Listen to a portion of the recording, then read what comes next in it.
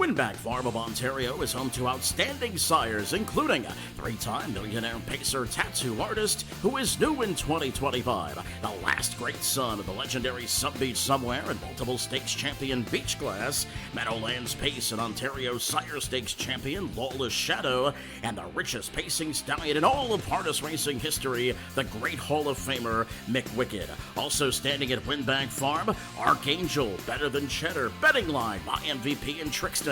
For more information, visit winbagfarm.com. Welcome to the Fellows Training Center. I'm Jaimi MacDonald with the Harness Racing Update, and today we're joining Rob Fellows. Him and his son Kyle teamed up and earned over $3 million in purses last season. And of course, a lot of that belonging to Logan Park and Willie's Home Run, who also each earned their second O'Brien Award. We look forward to catching up with him and seeing what he has in stock for this season.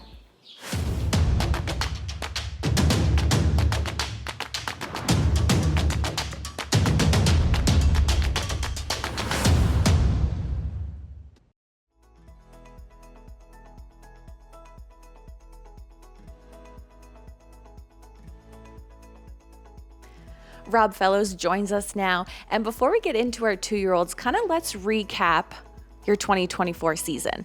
You had two standout horses, just happened to be brother and sister, Logan Park and Willie's Home Run. What kind of adventure did these two take you on this past year? Well, like having any two good horses, the stress, you don't really enjoy it while you're living it. When you look back, it was really a fun ride. You always worry about, shipping and eating and how their blood work is and everything else. But it's a pleasure. It's a pleasure to have horses like that. And how are they kind of coming back into their rhythm for this season? Logan's qualified once. We'll qualify him again. And Willie's in to qualify this coming Friday. And moving on to our two-year-olds that we droned, we have 9 on the list. But before we get into them individually, just as a group, how are you finding them this year?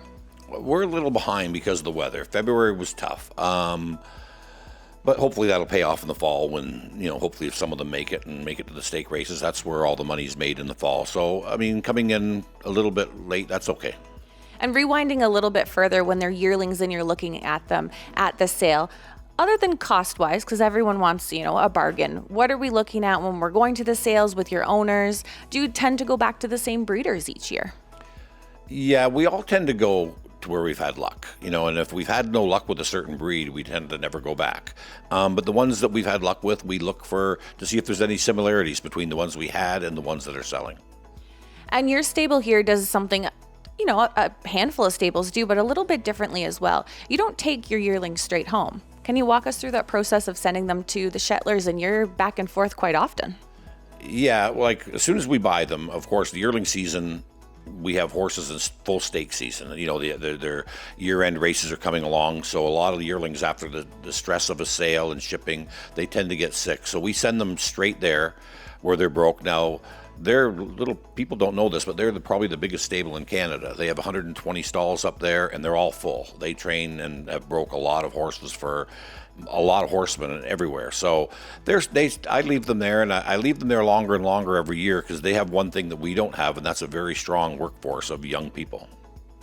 And that process of kind of bringing them in one by one or trailer by trailer load kind of starts when for you? As early as January or February, and Willie's Home Run, I left her there, she was so perfect, we left her there longer, so if they have problems when I start bringing them home, because here we have access to veterinarians and everything else that we may need to help them. But up there, it's, they get out, they get trained. We train them in groups of 6. We train twice a week, and it's like anything else. The weather means everything, and this year's been we're a little bit further behind, but it'll catch up soon as it dries up. And speaking of some of those problem children that might be in the barn that everybody has, when do you decide to back off or keep going with each individual? That's a hard question. Usually we, as long as it's not lameness, if it's gait, we work with them because, they're only 2 once and they're only 3, but we don't want to ruin them early in their career and not have a horse because we race horses, till they're 12, 14 years old. And part of the program that you invest in year after year is the OSS program. We come back to it and continue to support it. What brings you back to it each season? Well, it's it's where we live, so the shipping isn't very much. Like even now, our only real big ship now is Ottawa, which is like 5 hours. It's economical. It doesn't cost a lot to race in them. It is tough. And I mean, our top horses in any class, trotters, pacers, colts, or fillies, if they're the ones that win there, they can win anywhere in any Grand Circuit race, We've shown that from Some Beach Somewhere to Logan Park to Sand Pail. We could go on and on and on. Our best have been as good as any out there, the top ones. And you do have a few in your roster that come from Cattlewash and Bulldog. So those are new sires this season. How are you finding them, and what draws you to those unproven sires? The unknown. Like Bulldog obviously was a very good 2-year-old, a great 4-year-old. I mean, he's a great horse. Is he going to produce? Nobody knows. I bought 2. I bought a filly that she was just so pretty. We overpaid, I think, but we liked her, and we took her home. We bought a colt too, and they're both going good, and they all train good until they don't. So right now, I'm happy with both of those. And Cattlewash, now, we did know that he had a year ahead of us in Jersey where they all raced. There was a few that left the Jersey program, but, they were good. They look good, and I think they'll fit in very well here in Ontario.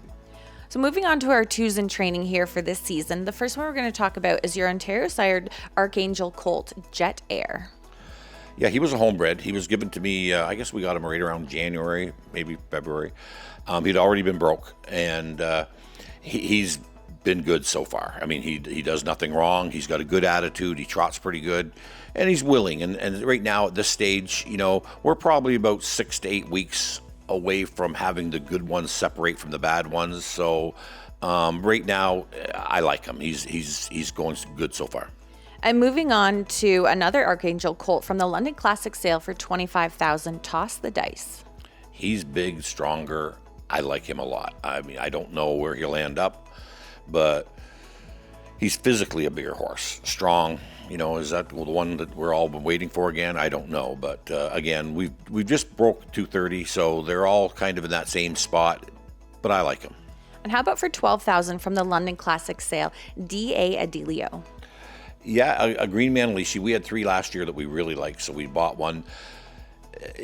He's done everything right. He's probably, he's one of my, I like him, but I'm not, we'll see. He hasn't done anything wrong yet, but we'll have to see when we start going faster if he can keep up. And what about your muscle mass colt, Mike Me Up? I really like him. He's the muscle masses, they've dominated Ontario for a lot of years. If they get through their soundness as a 2-year-old year, they can be anything. He's got the right attitude. He trots nice with a nice low head. He does everything right. And he's kind of, at this stage, he's kind of one that if you're having a bad day and you train him, it makes your day a lot better. And moving on to your tactical landing colt, Beat You There. I haven't trained any tactical landings. I got a couple this year. And, he's tall. I don't know how far he'll get there at 2. He's tall. Right now, he's strong. He's probably my fastest 2-year-old trotter right now. But, where he has to go, he has to be better than most. So I'm crossing my fingers, and hopefully he matures out and stays strong. Cabo St. Lucas from Harrisburg for $30,000. Yeah, he's homebred. He's small, very determined, great family. I got him up from Winback right around January, and he's gone. Right now he's good. He's one of the pacing colts that's here, and he's doing quite well. And your Cattlewash filly from Lexington for $20,000, a clean deal. I like her. She's big. She almost looks like a colt. She's big. She's heavy. She's strong. She has the right attitude. Just enough fire in her belly to maybe, if she has that attitude, towards winning, she could really, go far. The next one up is Easy Station, a Captaintreacherous filly. Well, we've been trying to buy a Captaintreacherous filly for years, and they don't fall in our price range. And this one did. She's slight, but she has that high speed, that twitch muscle that you were looking for. So if she finishes off good, it'll be exciting to have something with a good pedigree. And another Ontario sired filly here, Eras. Eras really impresses me. She has good and bad days, but when she's having a good day, she goes. But she's got an attitude of a woman that, you know, she's gonna be more of a, you know, she's okay, but when she's good, she's really good. It's the name, maybe the Eras to her, a little bit of sass. Yeah, she definitely has the sass. So that kind of wraps up the ones we droned here for our 2-year-olds, but there's something special in store coming up this spring for our family, and we're very excited. Talk about Logan Park and the Elite Lop, and just rewind a bit maybe to the fall when that first conversation happened, and we had to all be very quietly excited. Yeah, I mean, we raced in Lexington, and of course, he won that day. No trotting hobbles, no Lasix. He won in 49, which is his record. And a couple people from Scandinavia approached me and said, "Would you ever think of going?" And I said, "Well, I mean, I've never thought of that, but I mean, it's something that I would consider very wise." And then he went on. He had no luck, drew outside the Breeders' Crown, and then in the follow-up race, the Fan Duel, he was very good. And we started talking in earnest about it, and now it looks, as long as he stays healthy and everything goes, looks like on May 25th we'll be going behind the gate over in Stockholm. And how just exciting is that to think that, you know, someone who is a first-generation horse person is now going to represent Canada in the Elite Lop? Well, these are things that happen to other people. You know, like as a kid growing up in Port Perry, going to the fairgrounds and jogging horses, when we seen a horse that was good enough to race it, the OJC, that was something really special to us because, you know, back at first Morrow Park and then Kawartha Downs, and, you know, our special horses would go up to Ontario Jockey Club and they would struggle, to be honest. And, you know, then I went to Kingston Park Raceway again. Our special horses there would go and struggle. And, you know, we've been very fortunate. You know, this is where the Canada's racing is here in Ontario Jockey Club, or WEG now, and just going through the last 45 years, it seems unreal, you know. But I mean, this was a nice horse, and we're very blessed to have him. And all the way just from down the road, you found him at the London Classic Sale. Yeah, and it's funny. We had a little bit of limited success with a horse called All Wrapped Up. He wasn't a good horse, but he was our good horse, and so I wanted another Archangel, and we looked at 2 in the sale. We chose him first, and you know, we went a little bit over our budget and to buy him, and you know, it's turned out, you know, like he's just been a blessing. And of course, you have his sister Willie's Home Run, who has also been, you know, so exciting to have in the barn. Oh yeah, she's, you know, her 4-year-old year, this is going to be an interesting year. Like last year, she started off good. In the middle of the summer, she had a little bit of allergies fighting, and hopefully she's more mature for that. But we've gave her, you know, a stake program this year for the fall that hopefully she can, you know, when she's at the end of her 4-year-old year, that's probably when she'll be the strongest. Well, thank you for joining us here, and I think I can say on behalf of everybody, good luck in Sweden this season. Thank you very much.